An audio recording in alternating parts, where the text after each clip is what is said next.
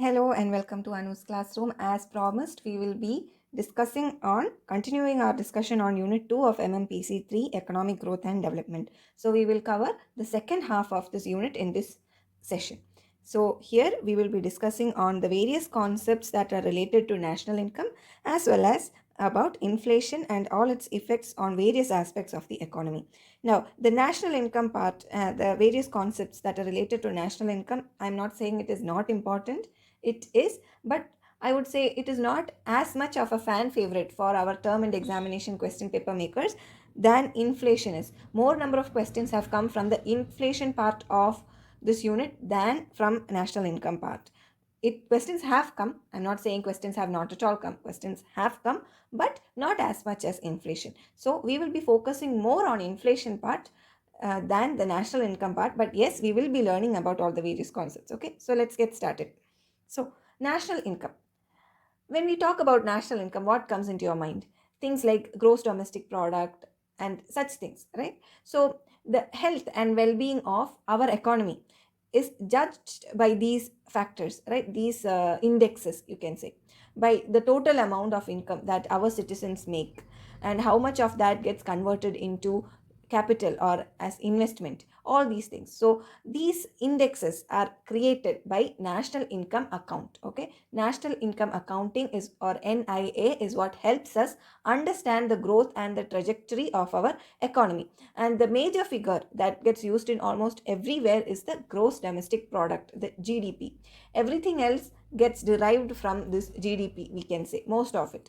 Okay, so these measures of national income, these indices, are compared with other countries in order to understand whether we are progressing or we are regressing. Even with ourselves, we will compare, like this year's versus the last year's. Like that also we will compare, and this will help us understand whether our country as a whole is doing good economically and in relation with other countries or poorly. So the planning process for any country, all the policies that our government makes, they all rely very much on these indices or these numbers. And the interrelationship between the various players of our economy can also be understood with respect to these indicators or these indices. So as I said, GDP is the most essential. The all the other series of analysis and everything, they revolve around this gross domestic product. The various other concepts that are related to national income include our gross national product, GNP.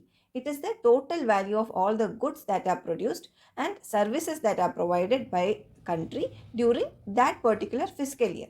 Okay, plus the net income from its foreign investment. So gross national product is how much goods and services, the total value of goods and services we produced, plus how much investment we got from foreign nations.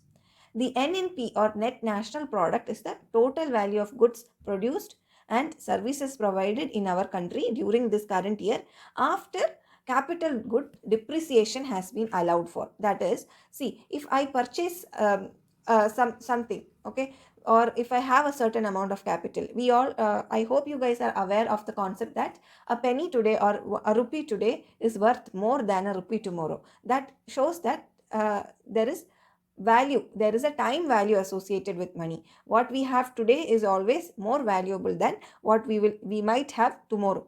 So there is, that means that if yesterday I had 1 rupee, today it will not be worth that much, means my rupee has depreciated. Similarly, our capital and everything will depreciate. So this NPP is calculated after this depreciation. The next concept is net domestic product, NDP. Okay, it equals the gross domestic product, or GDP, again minus the depreciation on our capital goods. Market price is the price at which products are sold in the market. Factor price is the price at which the factors of production can be obtained. It could be labor or even physical capital, whatever it is. Personal income is what you can say, it is the income of people before paying taxes. So suppose say you are earning 6 lakhs per annum, if that is your LPA, then before taxes is the amount, right? LPA would include, will show you something which is before taxes. Now from that, taxes will get reduced, and that is the disposable income. That is, after paying all your professional taxes, income tax, everything, what amount of rupee you have remaining with you to spend as you wish. That is your disposable income. Okay, so those are the few indicators or indices of national income. Now, this national income is measured using three approaches mainly. That is, one, we have the product method or the value added method. The other is using the income method and expenditure method. Now, one thing that you have to understand is, no matter which approach you are using to calculate your national income, the main indicator, that is your GDP, the amount or the figure that you get as your GDP is going to be the same no matter which approach you use. Okay, so in that, this value added method, let us look at what that is first. Okay, so under this value added method, our GDP is calculated by the sum total of all the value added, okay, gross value added of all the firms in the economy. Okay, now how do you get the value of one single firm? It is obtained by subtracting the value of all the intermediate goods from the value of output. So that is how the product method calculates GDP. Under income method, what we do is, the national income is measured by aggregating factor incomes that are generated by different producing units. Okay, so the factor income is what is considered in the income method. Expenditure method, we assign or we estimate the GDP from the demand side. Okay, so GDP will be the sum total of all the expenditures that are made on the final goods and services within the country. But no matter how you calculate GDP, the GDP is going to be same only. Now, when you are calculating this GDP, when you are calculating national income, few things you have to take care. That is, expenditure of our intermediate goods and services uh, should not be taken more than once. There should not. You should take care that there is no double counting. So when you are counting the expenditure that is used to produce, say, one bag of flour, okay, say rice flour, you should not. And then you are also considering the. So let's say, for example, our hypothetical nation XYZ produced 10 bags of rice and 5 bags of flour. Okay, so for 5 bags of flour, they might have used up 5 bags of rice as well. Now, when you're calculating the GDP, the price of flour will already have the price of 5 bags of rice. Now, if you calculate GDP like 5 bags of flour plus 10 bags of rice, then you will have a double counting for 5 bags of rice. Why? Flour was created with the rice that was already produced. So, that double counting should not happen. So that we have to take care. Next is transfer payments like that of scholarship, pension, etc. Should not be excluded. Same way, income earned from second-hand goods should not be taken. Why? Because the very first time it bought, we would have already considered that as an income. Now, another time if somebody else buys it, you should not take it as another income. Similarly, income from sale of any share, bond, or things like that, like lottery gains and all, also should not be taken into consideration while we are calculating our national income. So these few points we have to take care while we are creating national income. So I hope this concept of national income is a bit more clear to you. We will go ahead and talk about inflation now, which is the major focal point of this unit, we can say, more than national income. But please don't go by this and say, Anu, you said you don't have to study national income. No, I'm not saying you don't have to study national income. You have to, but you have to give a bit more stress on inflation also, is what I personally feel. Again, I am not an IGNO certified official or something like that. I do not know who is preparing the question paper. I have absolutely no clue what will come in your next term and examination either.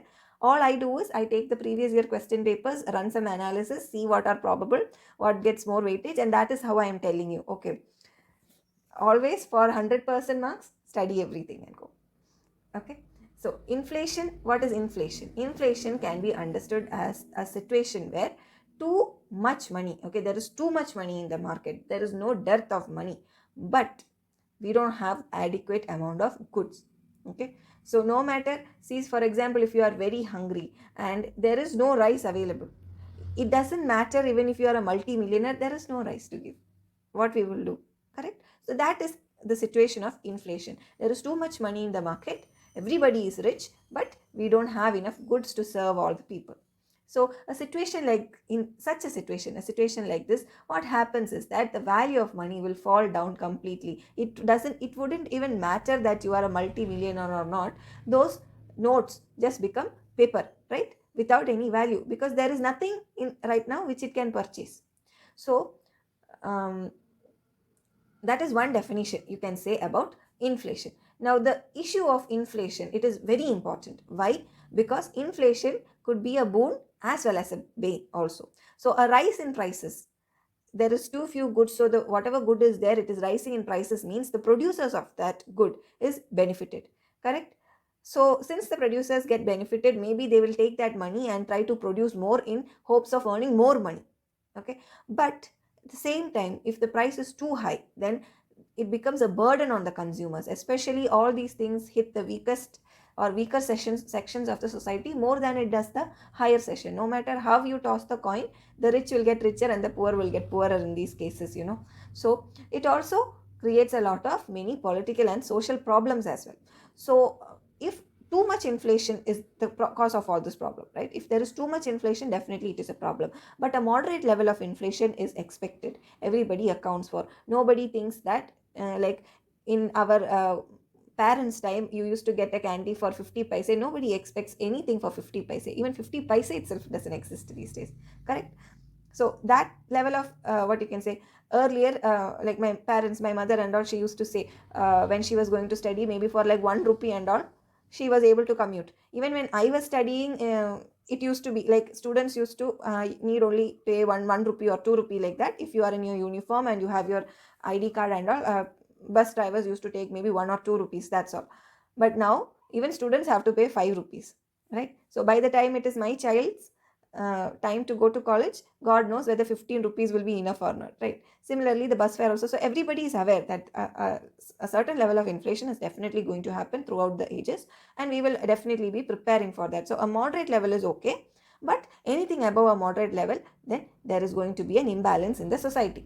So how do we moderate this inflation rate? That is the big question here, right? So how we maintain or moderate this rate of inflation actually depends upon country to country based on their level of development.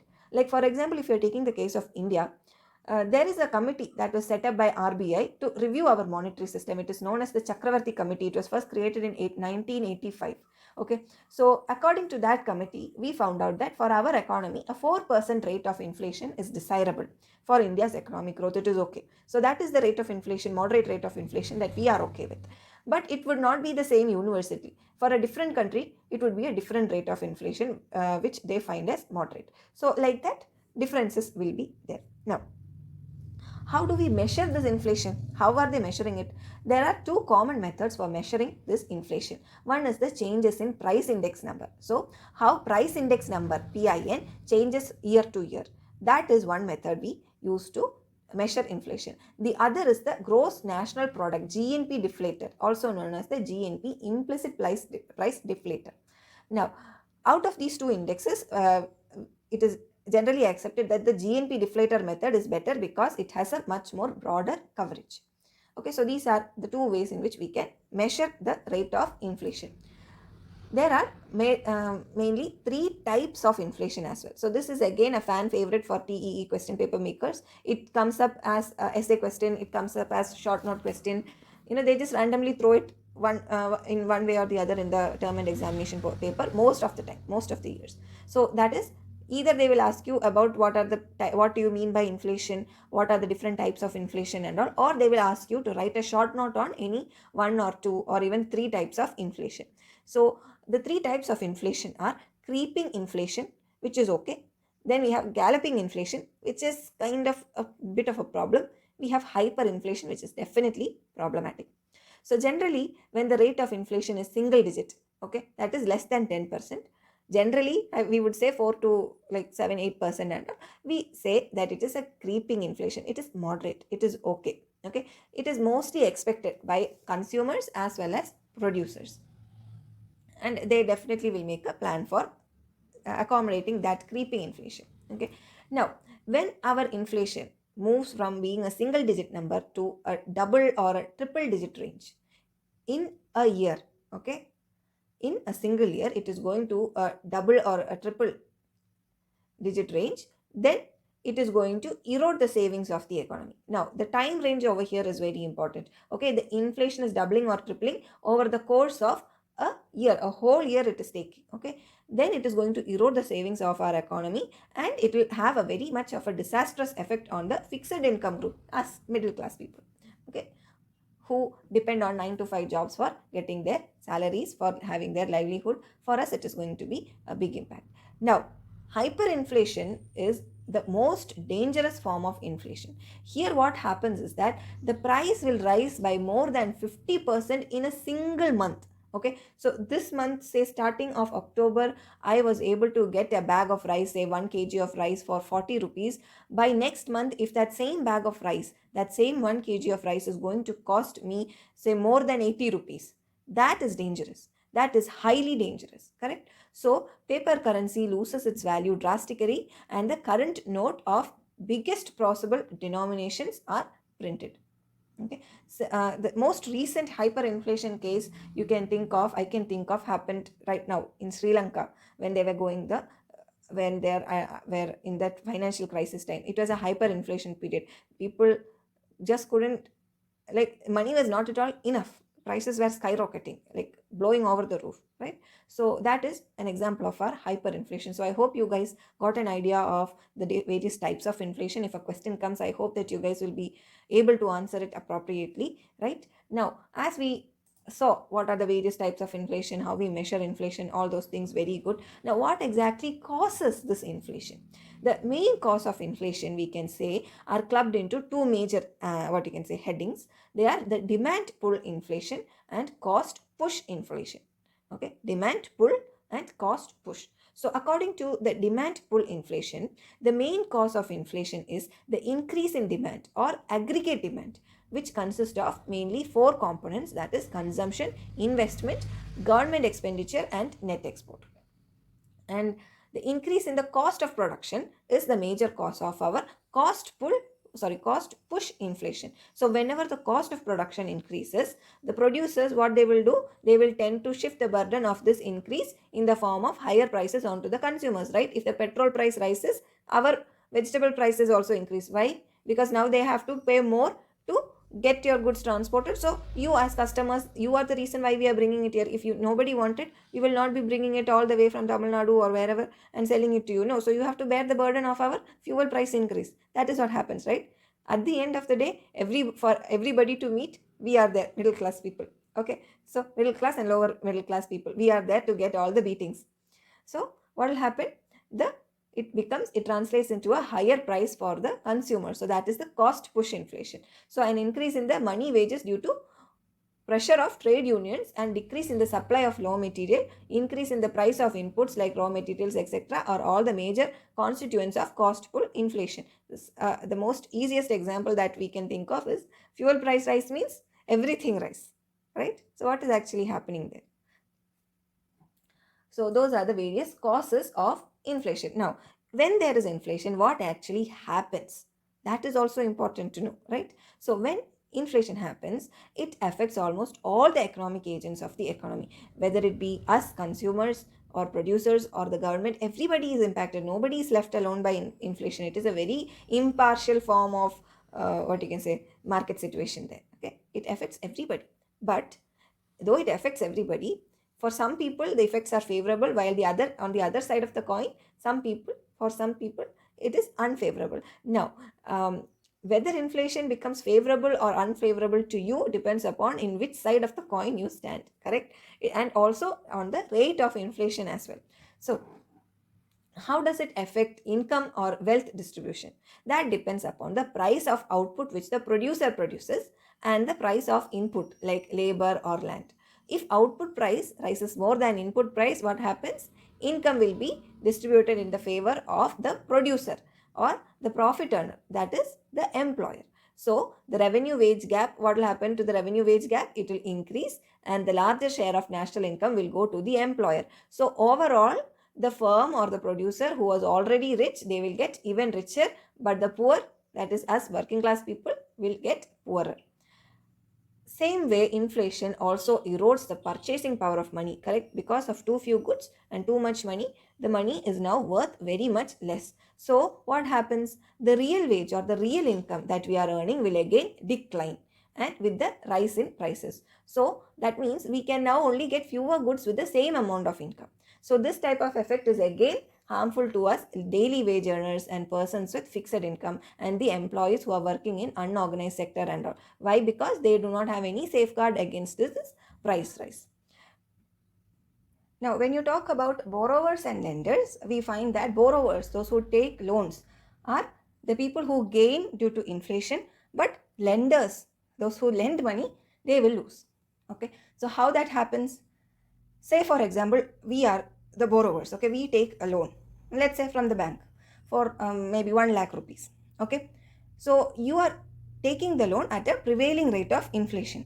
Okay, now when you are repaying the amount to the bank, definitely, yes, I agree, you also have to pay an interest which was agreed upon.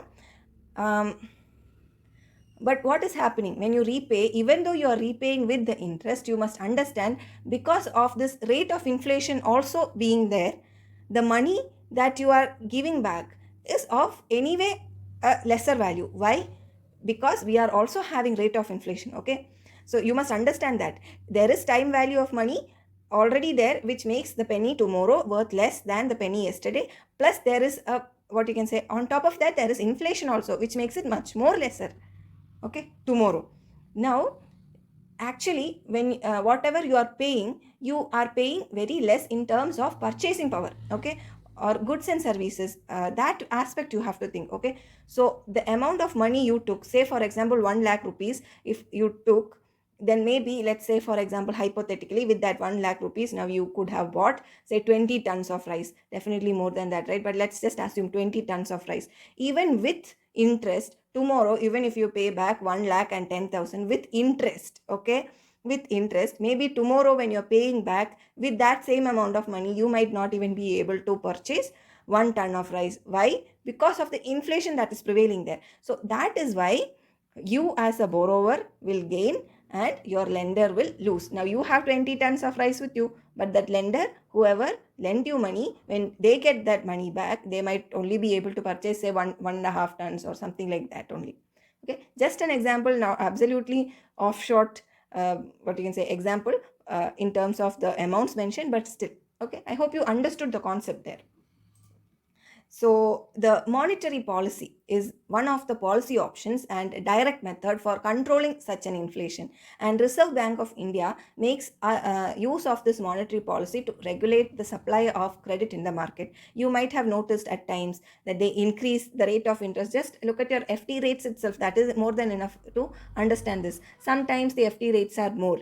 Okay, that is when they want to pull back money from the market. But sometimes the FD rate is too low. That is when they want to push money into the market, right? So all such things are there. So we will discuss in detail of about all these various tools and methods that are used within the monetary policy in the upcoming sessions in this course. So I hope that this session was useful to you in understanding more about national income and inflation and its various aspects.